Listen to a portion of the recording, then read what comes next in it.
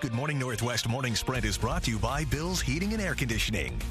It's 6:53, time to get you ready to take on your Wednesday with the Morning Sprint. Olivia Roberts has an update on the CDC's new indoor masking guidance, and Mark Peterson has a look at your midweek forecast. But first, we want to go back to that breaking news in Northeast Spokane. This is a live look at East Bigelow Gulch Road at North Palmer. The road is closed due to what appears to be a two-car crash. First responders are working on the investigation and cleaning up the debris. The condition of the people involved in that crash is not yet known. If you need to go, if this is part of your morning drive normally, you may want to find another route. All right, in our First Alert Weather, and that First Alert Weather app is free and available in the App Store, by the way. You can do some shopping and not spend a penny. We're going to see the cloud cover by this afternoon. We're going to be in the sun.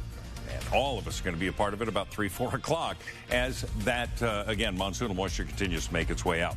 Air quality, we're in moderate and should stay there for the day. We're not going to fluctuate a lot. Don't have a lot of winds coming in, and certainly no winds coming in from where we have a heavy steady of smoke. Today's high, 90 degrees. Airway Heights police are still looking for a man accused of shooting his wife and her daughter. Officers are continuing their statewide search this morning. This is 38-year-old Zion Carter. He was last seen yesterday in a 2018 silver Nissan Rogue with a license plate number BQT 0555. If you see him, do not approach him. Just call 911. He is considered armed and dangerous. Washington's Commissioner of Public Lands will be in Wellpinit today. She is visiting the site of the Sherwood fire. Hillary Franz and Spokane tribal leaders are expected to make an announcement to keep Washingtonians safer from fire. The Sherwood fire started last week and has burned nearly 2 square miles. So far this year, fires have burned more than 375 square miles in the state. 4 News Now will be in Wellpinit and have a full report on the announcement later on today. Well, new CDC guidance on masks is deepening divisions over the best way to put an end to the pandemic once and for all. But whether recommendations become mandates depends on where you live. Here in Washington, it's not clear if and when that'll be the case, but today we could get a better idea. Governor Jay Inslee is expected to address the new masking guidelines in a news conference this morning. He'll be joined by leaders from the Department of Health who say cases of the Delta variant are surging across the state. The Spokane Regional Health District is already encouraging people to wear masks inside, regardless of whether they're vaccinated. And health officials in at least 9 western Washington counties are recommending the same.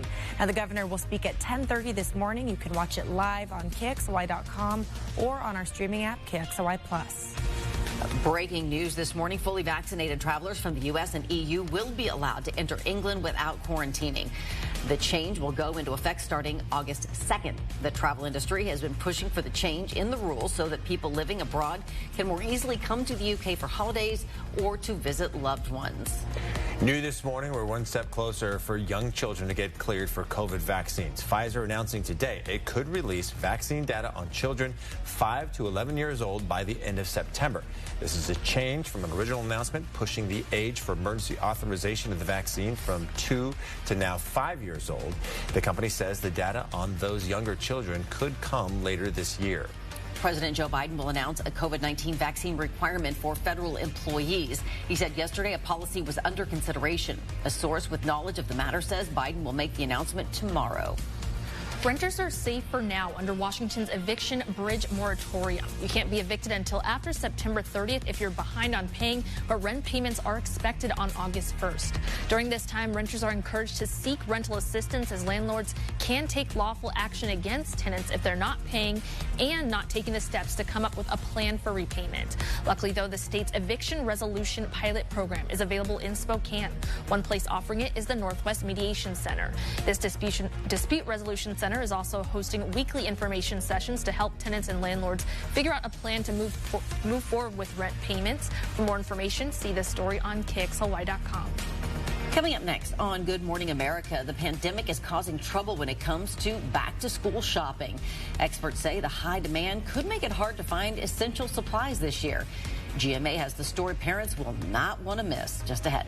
And we'll be right back with a final check of weather with Mark Peterson. Stick around.